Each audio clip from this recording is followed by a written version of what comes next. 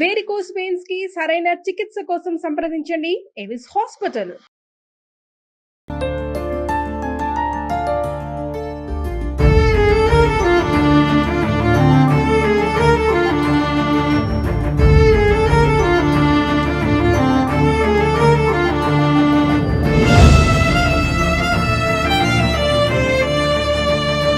పెళ్లి చేసుకున్న తర్వాత మా పెళ్లికి ముందు మా అన్నయ్య మీరు ఎట్లా పెళ్లి చేసుకుంటారో చూస్తా నేను, మీరు ఎట్లా ఉంటారో చూస్తా నేను, సూర్యాపేటలో ఉండనిస్తానా నేను. సూర్యాపేటలో సంచలనం లేపిన కృష్ణ అలియాస్ బంటి హత్య కేసులో దాదాపు పరువు హత్యగానే పోలీసులు అయితే ఒక అంచనాకు వచ్చిన పరిస్థితి ఉంది. దీంతో ఏదైతే కృష్ణ మామగారు ఉన్నారో వాళ్ళ కుటుంబ సభ్యులే హత్య చేశారని కూడా పోలీసులు అయితే దాదాపు ఒక అంచనాకు వచ్చిన నేపథ్యంలో కూడా పూర్తి స్థాయిలో ఇక్కడ ఆసుపత్రిలో మాత్రం ఒక విషాదకరమైన వాతావరణం అయితే ఉంది. అయితే కృష్ణ అసలు ఎప్పుడు వెళ్ళాడు, ఏం సంగతి, ఆమెకు ఒకవైపు భార్గవికి కూడా మాల అయితే కృష్ణ సామాజిక వర్గం మాల సామాజిక వర్గం దానికి సంబంధించిన మాల సామాజిక వర్గం నాయకులు, మహిళా నాయకులు కూడా అందరూ కూడా వచ్చి ఆమెకు తమ ప్రగాఢ సంతాపం మీద చెప్తూ పరిస్థితి, ఆమెకు ధైర్యం కూడా చెబుతూ ఉన్న పరిస్థితి కనపడుతుంది. చెప్పమ్మా, అసలు మీ కుటుంబ సభ్యులనే ఒక హత్య చేసింది మీ భర్తను ఒక అంచనా అయితే వస్తుంది, దాదాపు అదే నిజమవుతుంది.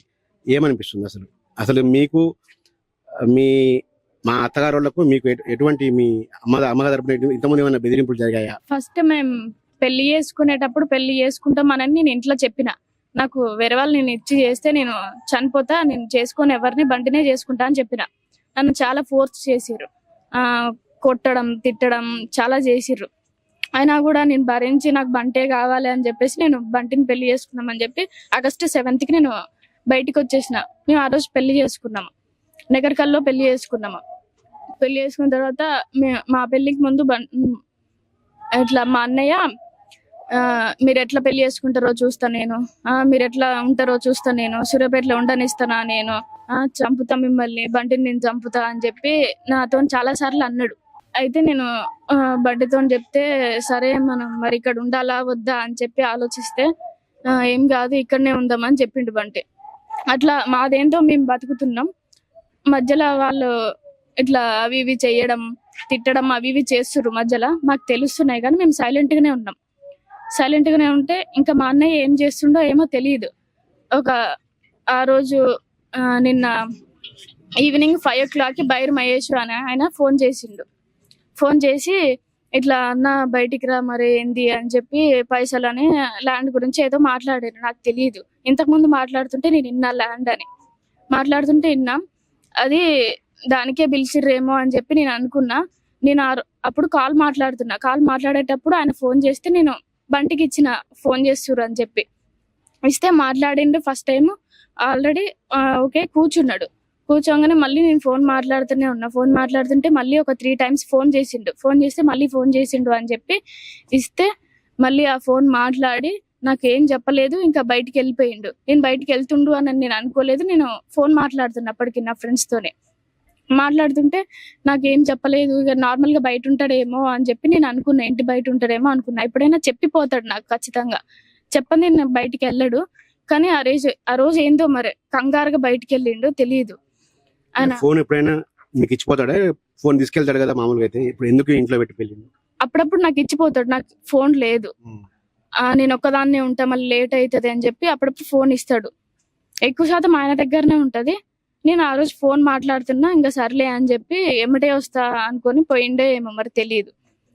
అటే ఇంకా 5కి వెళ్ళిపోయిండు, ఇంకా రాలేదు. ఇంకా ఆయన దగ్గరికి వెళ్ళిండేమో మాట్లాడుతురేమో అని చెప్పి నేను అనుకున్నా. అయితే 11 o'clock అట్లా నేను ఫోన్ చేసిన ఆయనకి. ఫోన్ చేస్తే లిఫ్ట్ చేయలేడు.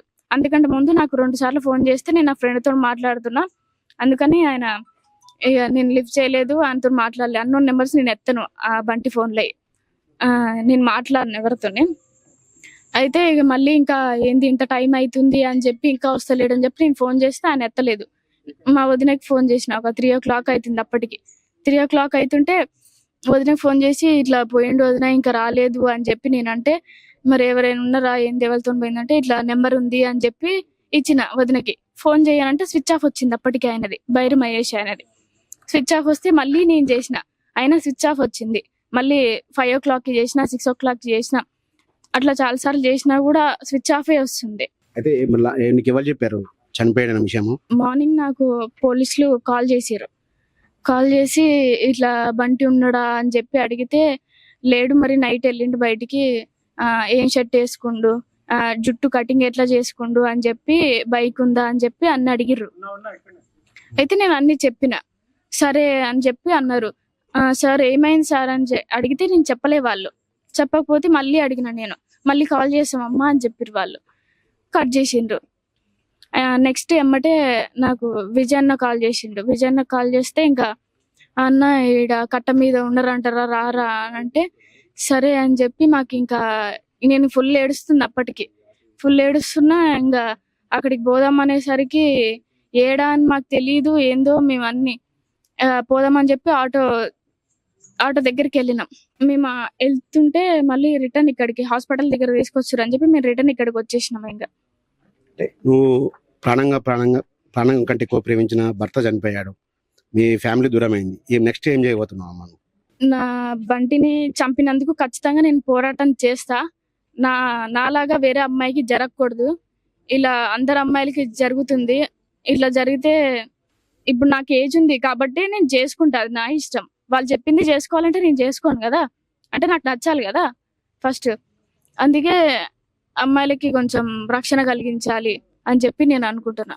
మీ అమ్మ ఏమంటుందంటే, మీ అమ్మతో మాట్లాడినాము, మీ అమ్మ ఏమంటుందంటే ఆల్రెడీ ఎంగేజ్మెంట్ అయింది, ఇటువంటి బాధ ఏ తల్లిదండ్రులకు ఆడపిల్లలు కలిగించవద్దు, మా బిడ్డ చాలా కష్టపెట్టింది అంటుంది. దానికి ఏం సమాధానం? నాకు ఎంగేజ్మెంట్ ఏం కాలేదు, అవుతుంది అని అంటేనే నేను బయటకు వెళ్ళా. ఎంగేజ్మెంట్ అయితే నేను ఎందుకు బయటకు వస్తాను? ఫస్ట్ నేను ఎందుకు ఎంగేజ్మెంట్ చేసుకుంటా? ఆల్రెడీ నా మనసులో ఒకరు ఉన్నారు. తర్వాత నేను ఎందుకు ఎంగేజ్మెంట్ చేసుకుంటా? నాకు ఇష్టం బంటి అని చెప్పిన వాళ్ళు ఒప్పుకోవట్లేదు. నేను అప్పుడు ఇంట్లో నుంచి వచ్చేసిన. నన్ను కూడా చాలా ఇబ్బంది పెట్టిరు వాళ్ళు. భవిష్యత్తులో మీ ఇంటికి వెళ్తావా, లేకపోతే బంటి వాళ్ళ మదర్ని చూసుకుంటే ఇక్కడ ఉంటావా?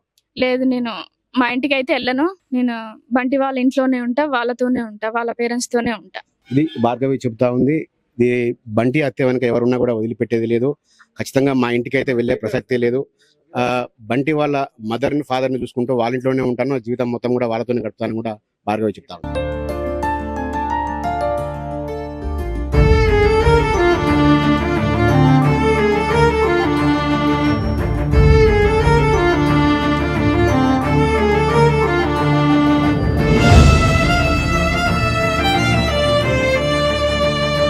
పెళ్లి చేసుకున్న తర్వాత మా పెళ్లికి ముందు మా అన్నయ్య మీరు ఎట్లా పెళ్లి చేసుకుంటారో చూస్తా నేను, మీరు ఎట్లా ఉంటారో చూస్తా నేను, సూర్యాపేటలో ఉండనిస్తానా నేను,